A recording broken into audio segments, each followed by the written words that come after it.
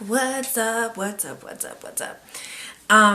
I feel like I'm having kind of a good hair day today, which is why even though I'm kind of like running late and like have to go to the supermarket and do all these things, I'm like, let me just record this video really quick, because a good hair day, as you know, is rare, honestly.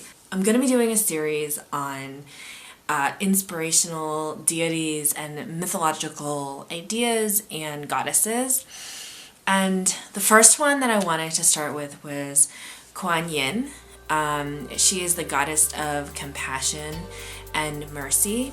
And her name in Chinese means the one who hears the cries of others. Basically, like, if you're in Asia, you can't miss her. Like, if you're in Hong Kong or Beijing or anywhere really, Thailand, Malaysia, Philippines, like, you will see statues of her. You'll see actual like religious temples and Buddhist monasteries that are actually dedicated to Kuan Yin. And in Mandarin, it's actually pronounced Kuan Yin. So I'm like torn as to which version I should use. But here's what I think is important about her. I'm gonna tell a short story. Essentially, the way legend goes is that Kuan Yin was a bodhisattva, which is essentially a fancy word for saying that it's like the word for saint or someone who has committed themselves to help and heal others in this world. So almost like an angel or a saint, you could say.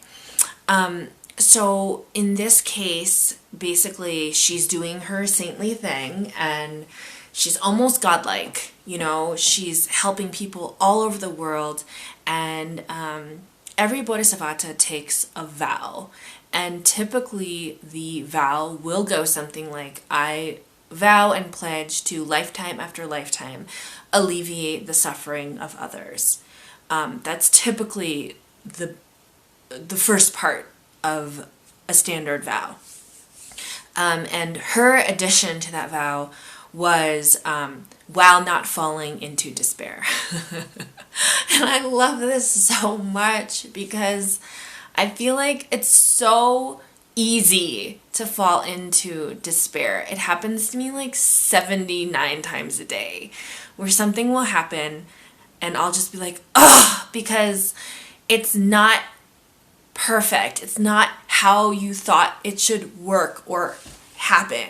You know, you have in your mind that you're going to spend an hour on something and then it takes 3 hours and you're just frustrated, you know, or maybe your kid does something that you fear is like not a good reflection of you as a mother, because ultimately you have insecurity as to what kind of mother you are, because there's no such thing as mothering school.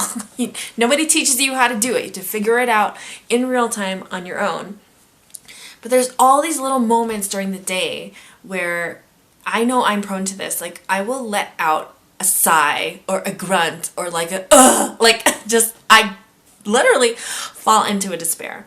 Just going around the world, helping everyone, and she is doing an amazing job on earth. You know, she's caring for others, she's listening, she is being so compassionate, like everything that you would think like a Mother Teresa or a Mother Mary, which is basically the Western version of Kuan Yin, just so you know, would be. It's like this perfect woman.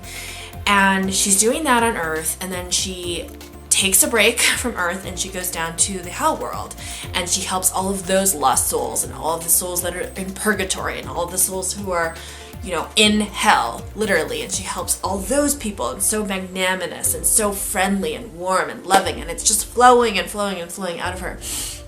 And then she even goes up to heaven and she helps all of the angels. She helps the angels who are afraid of change or all of the concerns that even the deities would have. She helps to soothe them, and she provides a listening ear. And in this moment, when she's in heaven, she looks down on like she's in heaven. She's looking at Earth, and she sees that Earth has just fallen into disarray again. that she sees people that are still fighting, still at war, still going through pain, still having anguish that needs to be alleviated, still suffering. And in this moment, she loses it. And she's like, ah! And her head explodes and it shatters into 10,000 pieces because she literally couldn't take it. She was like, I've given it all, you know, and especially if those of you who are mothers like know this feeling where you're like, I'm being tugged in 1,000 different directions. It's like, I feel like I'm like have to make the school lunches, but I'm like doing a shitty job because I ran out of bread. Literally that happened to me this morning. I had to cook pasta and then there wasn't enough time, so it's like al dente. I'm sure my kids will love that, right? And then it's like, oh, I've got this project at work and I have this deadline that I have to meet. And then it's like, oh, and I gotta get this birthday gift and I gotta take care of this flight arrangement for my parents. Like there's so many things pulling you in so many directions. And then, so like the goddess Kuan Yin, literally her head exploded. She was like, fuck this. I can't take it anymore. And at that point, she re-met with one of her, great Buddha teachers, and she was at a loss. She was like, this happened, you know, like I'm human, this happened, and what now? You know, and so you can imagine it's like even this great goddess, this deity, this beautiful woman with porcelain skin and beautiful flowing hair and like the goddess of all goddesses has a moment where she falters and she loses it, like we all do. And her teacher says, okay, well, what we do now is we do the only thing that we can do, which is we go and we pick up the pieces. We pick up 10,000 pieces and we simply recommit. We just recommit to the vow. You know, recommit to the vow to alleviate suffering without falling into a despair. And I'm just so curious to know like how that story lands for you, because I find it to be so powerful, because I think that, especially in all of the depictions of Kuan Yin, like if you have spent any time in Asia or you grew up there, you'll know, I mean, she really is like this ultimate goddess, you know? Infallible, like untouchable, perfection, nothing can go wrong. So I love that actually her origin story is that she like got fed up and her head exploded. It like warms my heart. It makes me feel like I'm not alone, that if Kuan Yin can like have that happen but then still pick up the pieces, like maybe we'll all be okay, you know?